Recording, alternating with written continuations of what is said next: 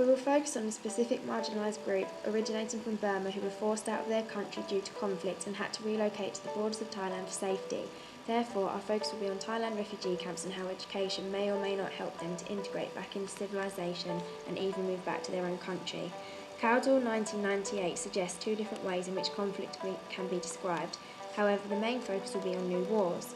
These are wars which are fought within country borders over issues of ethnic, linguistic and religious identity.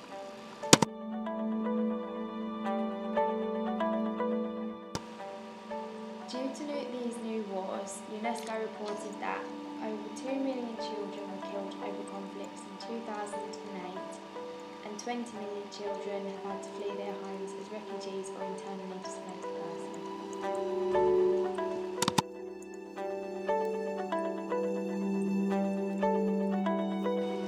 In addition, these new wars reveal fault lines of division and segregation within societies, leading to the outbreak of violent conflict.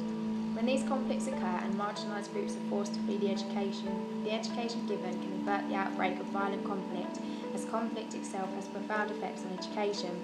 Once the refugees have settled into their camps and have had the opportunity to set up a school, the schools can help to shape the course of conflict in a positive way by providing psychosocial support. The conflict area that will be focused on is Thailand refugee camps from Myanmar, Burma. Since 1984, Karen refugees have been migrating to the Thailand borders to escape the conflict and extreme human rights violations that have been inflicted upon them by the Burmese military regime. Thailand has around 142,000 refugees living in 9 official camps on the Thailand-Burma border. However, this figure is estimated to be a lot higher, as for the people to be considered refugees, they have to sign the Geneva Convention, otherwise they are known as illegal immigrants who live outside the camp. The starting point for conflict in Burma was during World War II. The Burmese Independent Army was formed in this time and were the ones that carried out many atrocities against the Quran. The main being entire villages of Quran being massacred, as well as women being herded into camps to be systematically raped by the BIA soldiers. After the war, it was hoped that the situation would get better. However, their bad treatment carried on and potentially got worse. Minority ethnic groups were no longer welcome in Burma, leading them to flee and set up refugee camps on the Thailand border.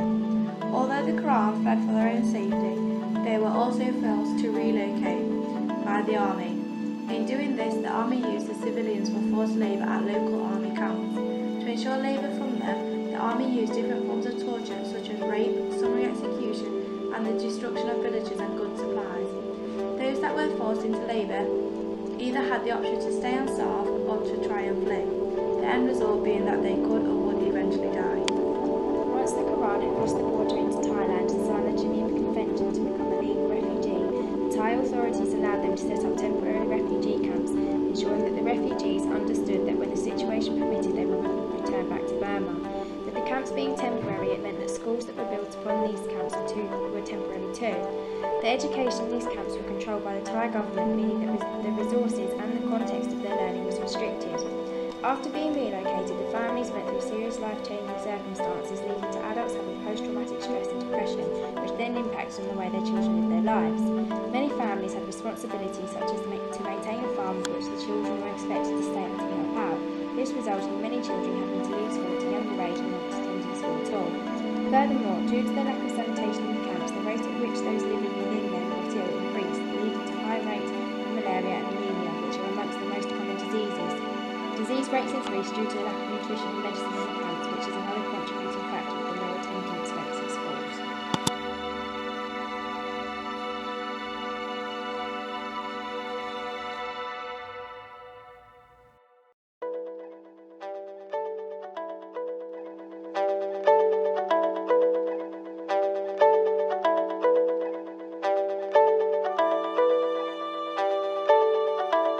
During the 2007-8 academic year, an estimated 38,000 children and adolescents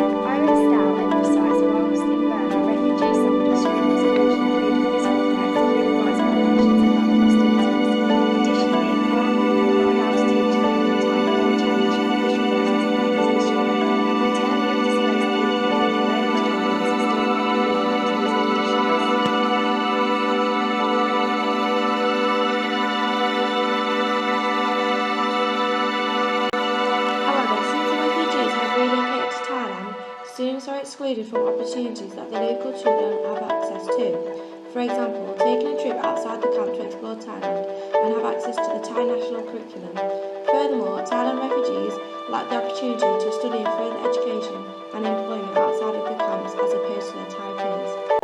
Bush and Salter Ellis 2000 define ways of inclusion under the two phases approach, which are access to education, quality and relevance of education, and management structures.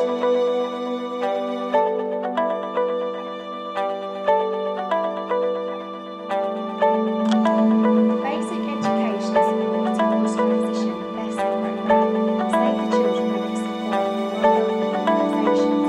Provision to 9 refugee camps in the TAG, Ratchaburi and Kanchanaburi provinces. These programmes access the camps needs and act accordingly, including preparing schools, building schools, providing textbooks for students, training new teachers and provide professional development for teachers. Additionally, the BEST programme facilitate dialogue between education stakeholders, government sectors and non-government sectors to find sustainable education solutions for refugees. It is estimated that by the end of the programme, 37,000 students across the 9 refugee camps will have access to basic education by the end of the project cycle. Furthermore, literary rates across the camps are striving to be achieved to better the residents' life opportunities.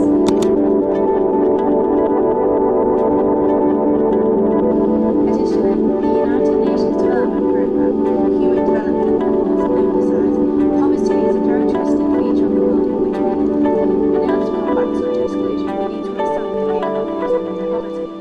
One of the most important aspects is the need to establish people's livelihoods. In order to do so, the UNDP